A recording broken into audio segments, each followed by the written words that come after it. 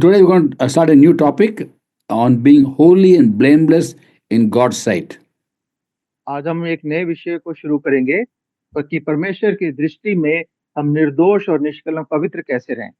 In Ephesians chapter 1 verse 4, Paul writes, इफिसियों पहला अध्याय उसकी चौथी आयत में पौलुस लिखते हैं, He chose us in him before the creation of the world to be holy and blameless in his sight. जैसा उसने हमें जगत की उत्पत्ति से पहले उसमें चुन लिया कि हम उसके निकट प्रेम में पवित्र और निर्दोष हों। The word holy means set apart from following the world to following Jesus. पवित्र का मतलब अलग किया होना, संसार के पीछे चलना छोड़ के प्रभु यीशु मसीह के पीछे चलना शुरू करना। What does it mean to be blameless? और निर्दोष होने का क्या मतलब है? How can a person be blameless before God? कोई व्यक्ति परमेश्वर के सामने निर्दोष कैसे हो सकता है? We find the answer in the book of Psalms, chapter 19, verse 13. और इसका उत्तर हम भजन 19 उसकी 13वीं आयत में हमें मिलता है। The psalmist is a prayer of the psalmist. He says, Keep your servant, O Lord, from willful sins. May they not rule over me. Then will I be blameless, innocent of great transgressions. और वहां भजन लिखने वाला कहता है, तू अपने दास को ढिठाई के पापों से भी बचाए रख, वह मुझ पर प्रभुता करने ना पाए, तब मैं सिद्ध हो जाऊंगा और बड़े अपराधों से बचा रहूंगा।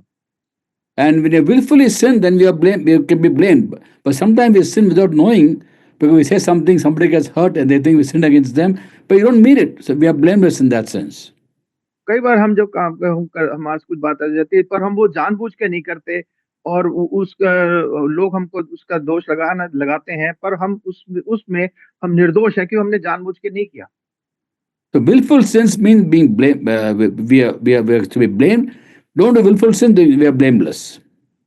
और हम का जानबूझ के अगर कोई पाप करते हैं, गलती करते हैं, तो वो पाप है।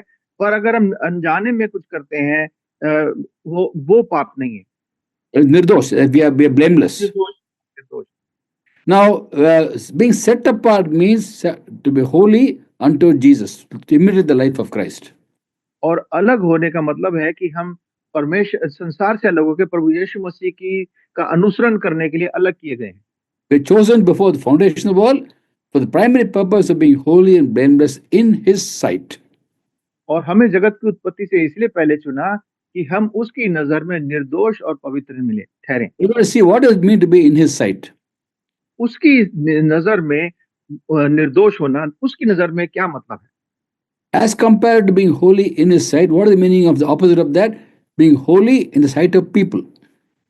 और परमेश्वर की नजर में निर्दोष होने का विपरीत अगर हम देखें तो ये होगा कि लोगों की नजर में पवित्र होना। We are so concerned about how we live before people and our life before people because they can see the way we live and they hear the words we speak. और हम बहुत हमारा इस बात पे ध्यान रहता है कि लोग हमारे बारे में क्या कहेंगे, मुझे मैं जो बोल रहा हूँ, मेरे को जो देखेंगे उसमें वो किस तरह से मुझे देखें, मुझे निर्दोष देख रहे हैं कि नहीं। The desire for us to be holy in the sight of God will only happen when we choose to be God pleasers, not people pleasers. और ये परमेश्वर के सामने निर्दोष और पवित्र ठहरने का मतलब ये है कि जब मैं मनुष्य को प्रसन्न करने वाला छोड़ के परमेश्वर को प्रसन्न करने वाला बन जाऊं। There are many Christians who are people pleasers, some are God pleasers. और कुछ लोग होते हैं वो लोगों को खुश करने वाले होते हैं, कुछ लोग होते हैं परमेश्वर को खुश करने वाले। And if you are people pleasers, the Apostle Paul writes to the church in Galatia, you can't be a servant of God. और पौलुस गलातियों की पुस्तक को लिखते हुए कहता है, अगर तू लोगों को खुश करने वाला है तो तू परमेश्वर को प्रसन्न नहीं कर सकता। Galatians chapter 1 verse 10 we read, Paul writes, Am I now trying to win the approval of men or of God, or am I trying to please men? If I was still trying to please men, I would not be a servant of Christ. और गलतियों 1:10 में कहता है, यदि मैं अब तक मनुष्य को ही 9वीं आयत में से हम शुरू करें तो वो कहता है कि मैं मनुष्य को प्रसन्न करना चाहता हूँ। यदि मैं अब तक मनुष्य को ही प्रसन्न करता रहता तो मसीह का दास ना होता। It's a very high calling for us to be holy and blameless in the sight of God. तो ये बहुत ऊंची बुलाहट है कि हम परमेश्वर की नजर में हम निर्दोष ठहरें। What do people see and what does God see? लोग क्या देखते हैं और परमेश्वर क्या देखता है? What is man's sight and God's sight? What is the difference between man's sight and God's sight? मनुष्य की नजर और परमेश्वर की नजर दोनों में फर्क है। People notice two things about us. लोग हमारे बारे में दो चीजों के ऊपर ध्यान देते हैं। They see the way we live, they see, and that could be a testimony to them or may not be a testimony to them. और वो देखते हैं कि हम किस तरह से जी रहे हैं, और हमारा जीना उनके लिए गवाही हो सकता है और नहीं भी हो सकता। They also hear the words we speak. और वो जो बातें हम बोलते हैं उसको भी वो सुनते हैं। And what we speak can either build them up or pull them down. जो हम बोलते हैं, जब वो सुनते हैं, तो वो उनको बड़ा बना भी सकता है और उनको गिरा भी सकता है। Either we bless people or we curse people. या तो हम लोगों को आशीष देने वाले देते हैं या हम उन्हें श्राप देते हैं। Many Christians are very concerned about being a good testimony before people. They're only concerned about what people see in them and what people hear, what they speak, what they hear from what we speak. और लोग जो है इस बात पे बड़ा उनका ध्यान रहता है कि लोग मेरे बारे में क्या सुन रहे हैं, क्या मेरे से क्या सुन रहे हैं और मेरे में क्या देख रहे हैं, इसी बात पे उनका पूरा ध्यान रहता है। Well, two things they see or they hear. और दो चीज वो देखते हैं और सुनते हैं। What about God? परमेश्वर के बारे में पर क्या बात है? God sees at least 7 things about us. 7. पर परमेश्वर हमारे बारे में 7 बातें देखते हैं। Now, of course, he sees our action that we do. It says in the book of Hebrews, chapter 4, verse 13. और इब्रानियों 4 अध्याय उसकी 13वीं आयत में वो बताता है कि इस बात को बताता है, Nothing in all creation hidden from God's sight, everything uncovered laid bare before the eyes of him to whom we have given account. सृष्टि की कोई वस्तु उससे छिपी नहीं है, वरन जिससे हमें काम है, उसकी आंख के सामने सब वस्तुएं खुली और बेपर्दा हैं। We can't hide in secret place that God doesn't see us. और कोई भी ऐसी बात नहीं है जो परमेश्वर नहीं देख सकता। The book of Jeremiah, 23rd chapter, 23 and 24, the Lord says, am I only a God nearby and not a God far away? और यिर्मयाह 23 और उसकी 23 और 24 में वो कहता है कि क्या मैं परमेश्वर जो हूँ, जो दूर नहीं निकट ही रहता हूँ? Can anyone hide in secret place that I don't see him? क्या कोई ऐसी गुप्त स्थानों में छिपा रह सकता है जो मैं ना देख सकूं? Do I not fill heaven and earth? क्या मैं स्वर्ग और पृथ्वी दोनों मुझसे परिपूर्ण नहीं है? God fills heaven and earth. He is omnipresent. Everywhere he is there in spirit. परमेश्वर स्वर्ग और पृथ्वी सब में परिपूर्ण है। वो सर्वव्यापी, सब जगह उपस्थित परमेश्वर है। You can't hide from God. हम परमेश्वर से छुप नहीं सकते। Also, God knows it. He knows everything that we speak. और जो कुछ भी हम बोलते हैं, परमेश्वर सब जानते हैं। Like people, he sees their actions. He hears the words we speak. और लोगों की तरह वो हमारे कामों को भी देखते हैं, हम जो बोल रहे हैं उसको भी सुनते हैं। In the book of Malachi, chapter 3, verse 16, we read, Malachi 3:16 में हम पढ़ते हैं, then those who feared the Lord spoke to each other, and the Lord listened and heard.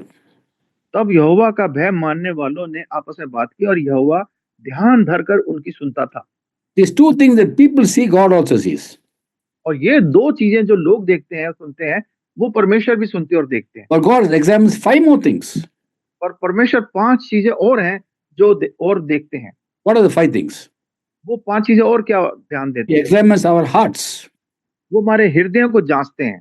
People don't know our hearts, but God knows our hearts. लोग हमारे हृदय में क्या है नहीं जानते, पर परमेश्वर हमारे हृदय को जानते हैं। There's a point of time when Samuel went to the house of Jesse to anoint one of his sons as the future king of Israel.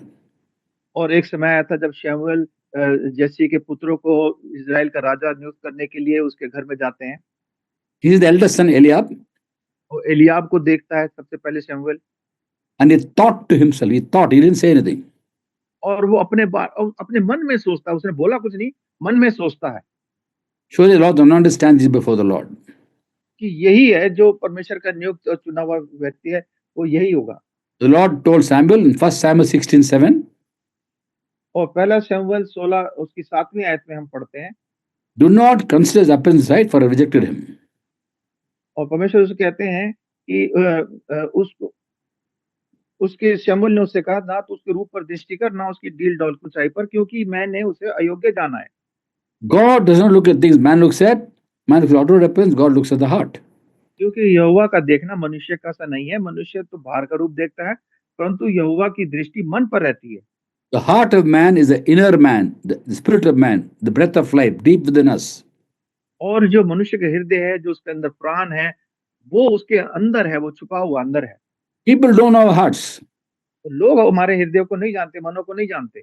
Even we don't know our hearts sometimes. It's a very कई बार तो हाँ, हम खुद अपने मन को कई बार नहीं जानते क्योंकि हमारा मन इतना धोखेबाज और छलाया वाला है, It's very deceitful. बहुत धोखेबाज है। That's why even David prayed to the God and said in Psalm 119, Psalm 139, 20, 24, search me, O Lord, and know my heart. Test me and know my anxious thoughts. और इसीलिए भजन 139 की 23-24वीं आयत में दाऊद लिखता है कि यहोवा मुझे जाँच करके जान ले, परख ले कर मेरी चेतावनियों को जान ले कि मुझ में कोई बुरी चाल है कि नहीं। See if any offensive way in me, lead me in the way everlasting. और देख कि मुझ में कोई बुरी चाल है कि नहीं और अनंत के मार्ग में मेरी अगुवाई कर। So God examines the heart. Nobody can know, even we don't know, but God shows the heart, reveals to us what things there are in the heart. और हम अपने हृदय को नहीं जानते पर परमेश्वर जो है हमारे हृदय को जानता है और हमारे हृदय में क्या है वो भी वो जानता है। The Lord told the Pharisees, they call them hypocrites because they only concerned about the outer appearance, not the inner thing. और परमेश्वर ने फरीसियों को भी उनको कपटी बोला क्योंकि वो बाहर के रूप को देखते थे और अपने हृदय में उनके छल था उसको वो नहीं देखते थे। 23rd chapter of Matthew, verse 25, 26, the Lord tells them, woe to you, Pharisees of law. और वो फरीसियों को मत्ती उसकी 23 उसकी 25वीं आयत में कहते हैं, हे कपटी शास्त्रियों और फरीसियों तुम पर हाय, You clean the outside of the cup and dish, but inside is full of greed and self-indulgence. तो तुम कटोर थाली को ऊपर ऊपर से तो मांगते हो परंतु वे भीतर अंधेर अंधेर असम्य से भरे हुए हैं, असंयम से Blind भरे। Pharisee, first clean the inside of the cup and dish, then outside also will be clean. कहता है, हे अंधे फरीसी पहले कटोरे और थाली को भीतर से मान कि वे बाहर से भी स्वच्छ हों। So that the inside of the cup is basically the heart of man. और उसका जो है भीतर का जो बात है वो उसका हृदय है, उसके मन की बात है। Another thing God sees, examines is our thoughts. और दूसरी बात जो परमेश्वर जिसको जांचते हैं वो हमारे विचार हैं। People don't know our thoughts, but God knows our thoughts. लोग हमारे विचार में क्या बात है नहीं जानते पर परमेश्वर हमारे विचारों को भी जांचते हैं। Psalm 94 verse 11 says, God knows the thoughts of man, he knows they are futile. भजन 94 उसकी 11वीं आयत में लिखा है कि यहोवा मनुष्य की कल्पनाओं को तो जानता है कि वे मिथ्ये ही हैं। So often we entertain very wrong thoughts, evil thoughts in our mind. और वो परमेश्वर हमारे मन में कौन से बुरे विचार आ रहे हैं हमारे विचारों में वो सब परमेश्वर जानते हैं। And people don't know our thoughts, but God knows their thoughts. लोग हमारे विचार में क्या है मन में क्या आ रहा है हम क्या सोच रहे हैं वो नहीं जानते पर परमेश्वर जानते हैं। So you want to be holy in His sight, we will be holy in our thinking. We won't have entertain evil thoughts in our minds. और अगर हमें पवित्र होना है तो हमारे को अपने विचारों में भी बुरी बातें नहीं आने देनी। In Jeremiah chapter 4 verse 14 we read, यिर्मयाह 4:14 में हम पढ़ते हैं, God tells His people, O Jerusalem, wash the sin from your heart and be saved. How long will you harbor wicked thoughts? तो परमेश्वर उनसे कहता है, हे यरूशलेम अपना हृदय बुराई से धो कि तुम्हारा उद्धार हो जाए, तुम कब तक व्यर्थ कल्पनाएं करते रहोगे। So an evil thought, a sinful thought coming to our mind is not our doing. That's the work of the devil. और ये जो बुरे विचार बुरी कल्पनाएं हमारे मनों में आती है ये हमारा काम नहीं है, ये शैतान का काम होता है। You allow that thought to multiply in our minds, that's when we are a people who sin against God in our thinking. पर जब हम उस विचार को अपने मनों में बढ़ने देते हैं, गुनाह होने देते हैं, तब हम जो है हम दोषी होते हैं और परमेश्वर के विरुद्ध हम पाप करते हैं। Sinful thinking lets the sinful thoughts go into our spirit, into our heart. That's why heart gets contaminated. और ये बुरे विचार कल्पनाओं को अपने हृदय में अगर हम जाने देते हैं तो उस तरह से हमारा हृदय दूषित हो जाता है।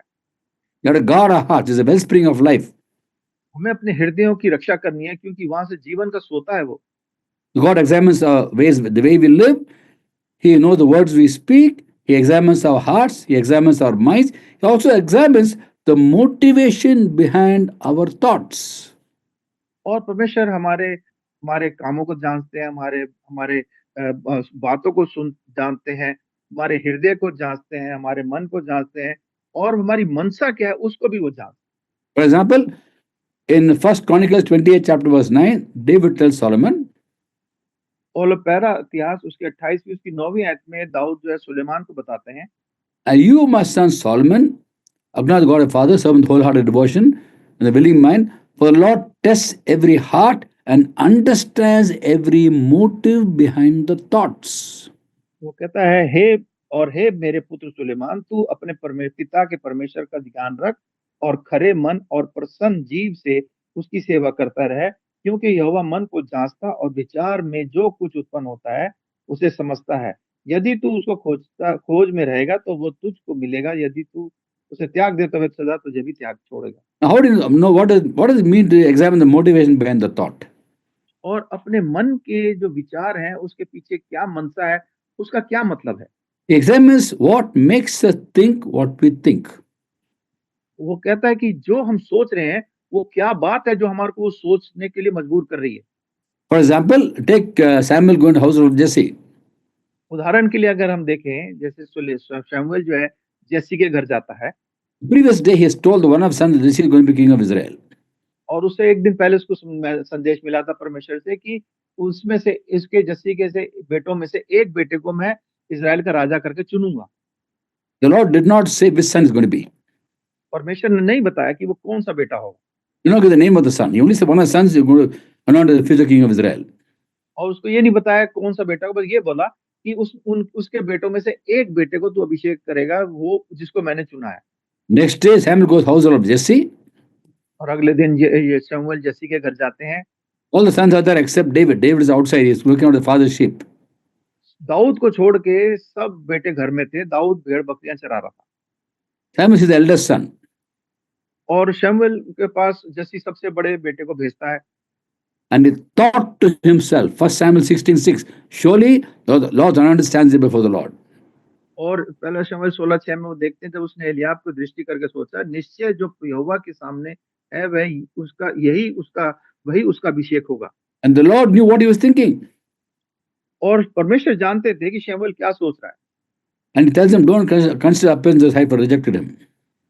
और परमेश्वर से कहते हैं, शमूएल तू ना इसके रूप पर दृष्टि मत कर, मैंने इसको तिरस्कार कर दिया, ये इसको नहीं चुना मैंने। The Lord knew what Samuel was thinking.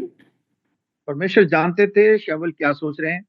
He also knew what made him think what he was thinking. और ये भी जानते थे क्या बात है जिसने इसको विवश किया है कि ये जो सोच रहा है। He saw his appearance of Eliab, tall, one head above everybody else, a tall person, appearance and height, very tall. हाँ, उसने देखा कि ये इसके रूप को देख रहा है, इसके लंबाई को देख रहा है, एलियाब को ये बहुत ऊंचा है, इसको ही देख रहा है, इसकी कद को देख रहा है। And you may remember that the previous king, Saul, was a very tall man, tall, one head above everybody else. और हम देखते हैं कि क्योंकि उससे पहले का जो राजा था, वो शाऊल जो पहला राजा था, वो भी सबसे बहुत लंबा था, बाकी सब लोगों से ऊंचा था वो। Samuel said, oh, he's a very tall man like Saul. He is a tall man like Saul was the king. He will also be king. Eliab. और शमूएल ने सोचा कि शाऊल एक लंबा व्यक्ति था और उसको परमेश्वर ने राजा करके चुना, ये एलियाब भी लंबा है, जरूर इसी को परमेश्वर राजा बनाएंगे। What a lesson Samuel learned that day. Even we can learn that lesson. That God doesn't look at things. Man looks at outer appearance. God looks at the heart. और क्या संदेश, क्या सबक उस दिन शमूएल ने सीखा होगा कि परमेश्वर जो है बाहर के रूप को नहीं देखता, परमेश्वर मनुष्य के हृदय को देखता है। Now, when we keep on looking at wrong things, like unnecessary pictures and movies and all that, if from the eyes it goes to mind, from the mind goes to the heart. और जब हम बेकार की चीजें, पिक्चरें और चित्र देखते रहते हैं, तो हमारी आंखों से होके, हमारे मस्तिष्क से होके वो हमारे हृदय में जाता है। What we see affects the mind affects the heart. जो हम देखते हैं वो हमारे मस्तिष्क को, हमारे विचारों को दूषित करता है और वो हमारे हृदय को दूषित करता है। In Psalm 119, verse 36 and 37, we read, भजन 119 उसकी 35 और 36 में हम पढ़ते हैं, 36 and 37, 36 और 37 में। there the psalmist says, turn my heart towards your statutes and not towards selfish gain. मेरे मन को लोभ की ओर नहीं, अपनी चितौनियों की ओर फेर दे। Turn my eyes away from worthless things. मेरी आंखों को व्यर्थ वस्तुओं की ओर से फेर दे। When you keep on looking at wrong pictures and wrong images, that affects the mind, it affects the heart. और जब बेकार की चीजों को देखते रहते हैं तो हमारे मस्तिष्क को दूषित करती है और वो हमारे हृदय को दूषित कर देता है। That's why we have to avoid all things that don't build us up in the spirit. इसलिए जो बातें हमें आत्मिक रीति से मजबूत नहीं करती, उन सब बातों को हमारे को नहीं देखना है। The fifth thing God sees, examines, is the motivation behind our thinking. और पांचवी बात जो परमेश्वर देखता है कि हमारे सोच विचार के पीछे क्या मंशा है, उसको परमेश्वर जांचते हैं। The sixth thing God sees is the motivation behind our actions. और जो छठी बात है परमेश्वर जो देखते हैं वो हमारे कामों, हमने जो काम किया उसके पीछे क्या मंशा थी वो जांचते हैं। In the book of Proverbs, chapter 16, verse 2, we read, और नीति वचन उसकी 16वें अध्याय की दूसरी आयत में हम पढ़ते हैं, all a man's ways seem right to him, but motives are weighed by the Lord. मनुष्य का सारा चाल चलन अपनी दृष्टि में पवित्र ठहरता है, परंतु यहोवा मन को तौलता है। In other words, take a Christian leader or who's is a very prominent person in the church. There's a lot of good works among people in the church, very helpful. What's the motivation? Motivation could be get a good name for himself. और जैसे कलीसिया में कोई व्यक्ति हो और बहुत बहुत काम करता हो, और पर उसके पीछे उसकी मंशा जो है, उसके काम के पीछे वो ये है कि अपने नाम की बड़ाई के लिए अगर करता करता हो सकता है। Doing the right things, helping people, very, very helpful. The go-to man in the church, when any problem, they go to him only. And very, very popular he is. But the motivation to serve people comes out of a self-love, love for himself. और लोग उसको बड़ा अच्छा मानते हैं, कोई मुसीबत होती है उसी के पास जाते हैं, और उसको बहुत अच्छा मानते हैं कि हर समस्या में उसके पास जाना है, मदद करता है। पर उसका व्यक्ति की जो मंशा है ये करने के लिए, वो है कि वो उसकी नाम की बड़ाई हो, उसको लोग अच्छा कहें। It is self-love, not love for God. वो अपना व्यक्तिगत खुद से प्रेम है, परमेश्वर से प्रेम नहीं है।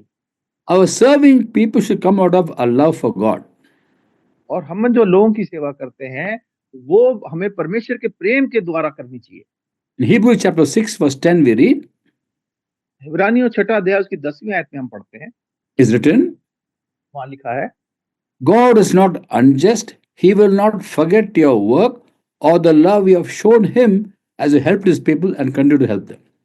क्योंकि परमेश्वर अन्यायी नहीं कि तुम्हारे काम और उस प्रेम को भूल जाए जो तुमने उसके नाम के लिए इस रीति से दिखाया कि पवित्र लोगों की सेवा की और कर भी रहे हो। And very subtly, our motivation to serve people comes out of a desire to be appreciated and validated by people. और ये बड़े चुपके से ये विचार हमारे मन में आ जाता है कि हम लोगों की सेवा करें और लोग हमारी तारीफ करें, और यही हमारी मनसा बन जाती है हमारे काम के लिए Are काम we करने के really लिए। serving people out of love for God or love for ourselves?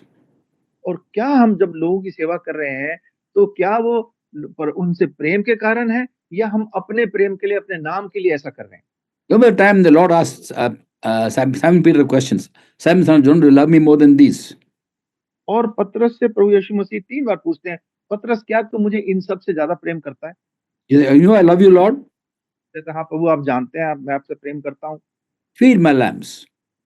मेरे मेमनों को चरा। You love me, I love you, Lord. Feed my sheep. You क्या तू मुझसे प्रेम करता है? हाँ प्रभु, तू जानता है मैं तुझसे प्रेम करता हूँ, भेड़ों की रखवाली कर। love me, I love you, Lord. Take care of my sheep. हाँ, तू मुझसे प्रीति करता है? हाँ प्रभु, मैं करता हूँ, जा मेरी भेड़ों को चरा।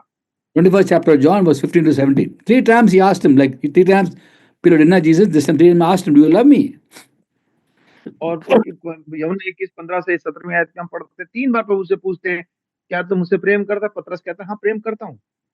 If you love me, you take care of my people. अगर तू मुझसे प्रेम करता है तो मेरे लोगों की देखभाल करेगा। So you and me serving people should come out of our love for the Lord, not for getting good name for ourselves. तो जब हम लोगों की सेवा करते हैं तो ये परमेश्वर से प्रेम के द्वारा उसके खातिर होनी चाहिए, अपने नाम की बढ़ाई के लिए नहीं करना चाहिए। Imagine you are involved in an event in the church.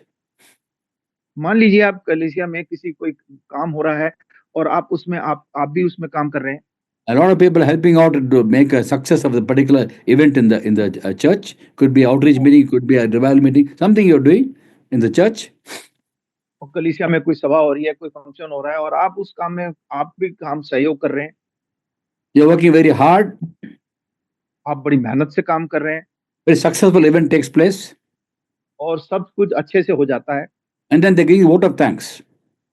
और बाद में वो धन्यवाद के लिए प्रार्थना करने, धन्यवाद के लिए जब बात करने की बात आती है, The church leaders giving vote of thanks to all the people who contributed, and I ask giving vote of thanks, you're wondering when is he going to mention my name, and he forgets your name. How will you feel? और जब वो अगुआ जो है सबको धन्यवाद देता है आगे खड़े होके कि फलाने ने ये किया, फलाने ने ये किया, तो आप वहाँ बैठे ही सोच रहे होते हैं, मेरा नाम कब बोलेगा कि मैंने ये किया, मेरा नाम कब आएगा? He forgets your name. The next time say, I won't do it next year. I won't help in the church. They forgot to mention my name. और जब अगर वो गलती से भूल जाए, तो आप कहते हैं इसने मेरा नाम ही नहीं लिया, अगली बार से मैं कुछ करूँगा ही नहीं। Even the person giving word of thanks is very nervous. और जो धन्यवाद दे रहा है व्यक्ति, वो भी बड़ा परेशान होता है उस समय। He begins word of thanks by saying, "If I forget somebody's name, please forgive me." और वो इस तरह से शुरू करता है कि अगर मैंने गलती से किसी का नाम लेना भूल गया, तो वो मुझे क्षमा करे। I'm going to give word of thanks. If I forget somebody's name, please forgive me.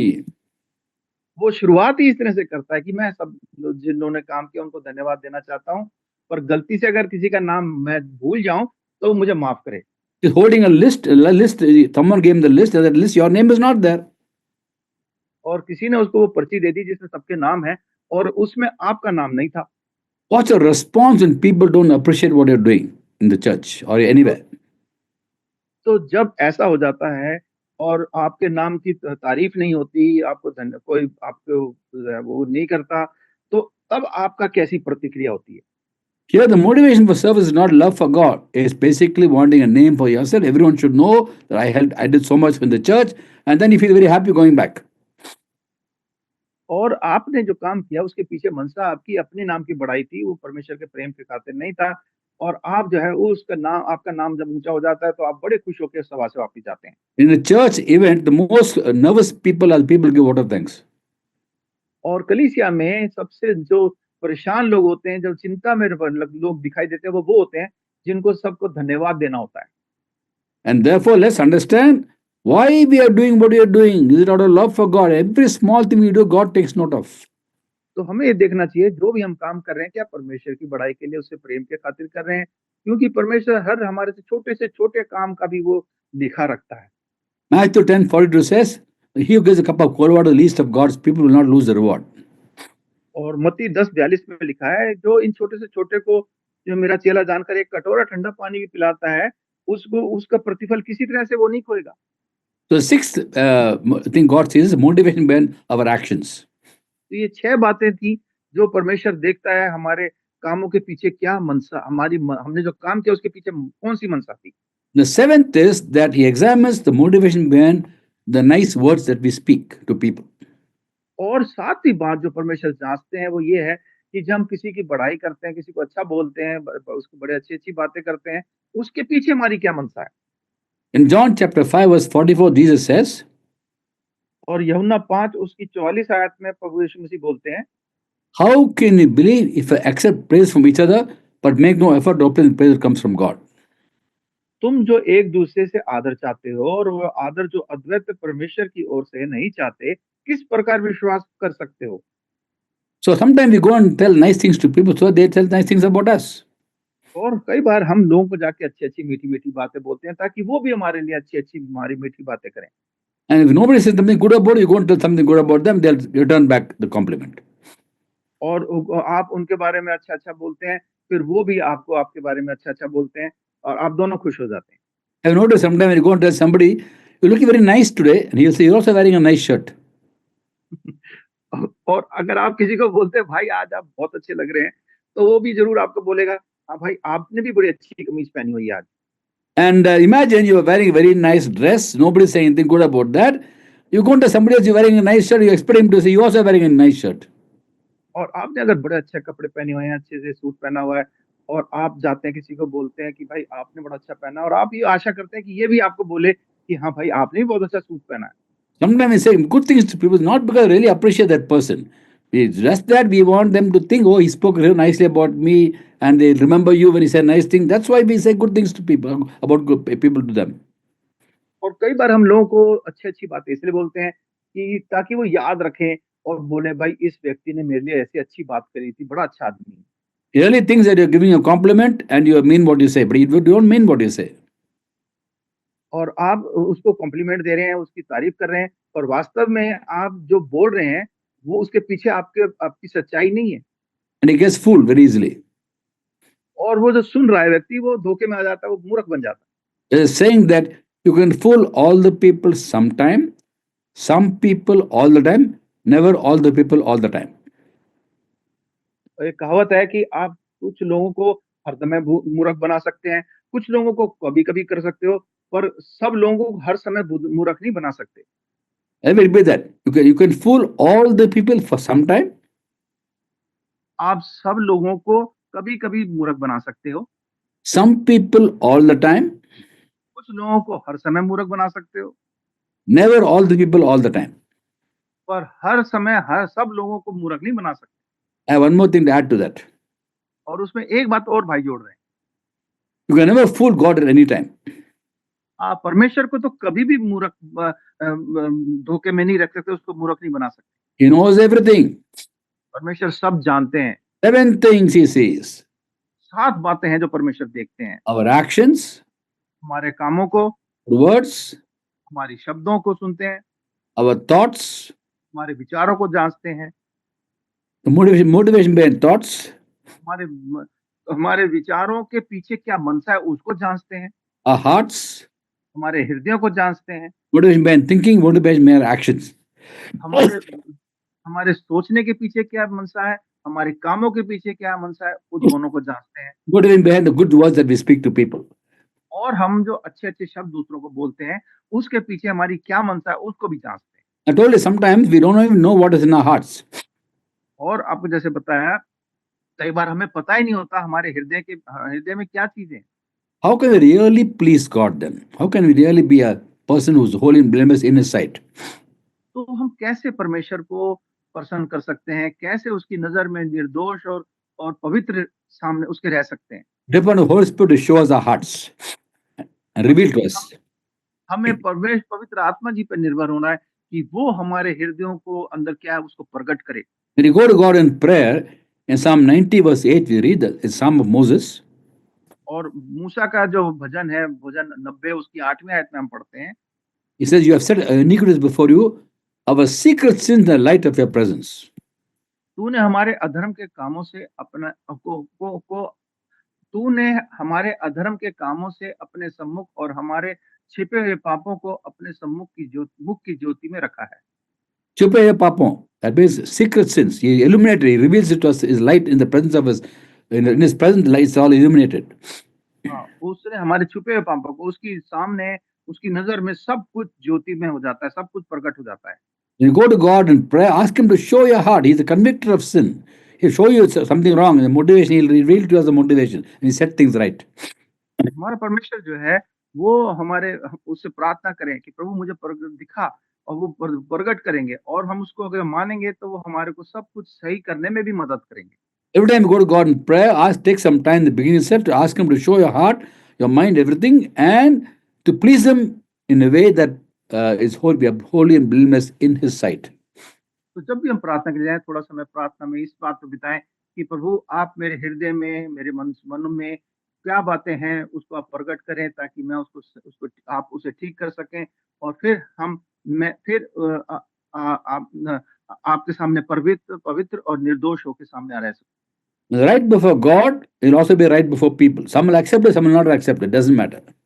जब हम परमेश्वर के सम्मुख हम सही रहेंगे तो हम लोगों के सामने भी सही रहेंगे। कुछ उसे हमें स्वीकार करें या ना करें वो अलग बात है। There's a calling for every Christian, not only for leaders in the church. For every Christian, it's a calling. हर मसीह के लिए बुलाहट है। जो परमेश्वर के लोग हैं उनके लिए बुलाहट है। And He chose us from the foundation of the world to be holy and blameless in His sight. Remember, in His sight, not the sight of people alone. और परमेश्वर ने हमें जगत की उत्पत्ति से चुना कि हमें निर्दोष और निष्कलंक करके हमें अपने सामने खड़ा करे और अपने सामने लोगों की नजर में नहीं। God bless you all. परमेश्वर हम सबको आशीष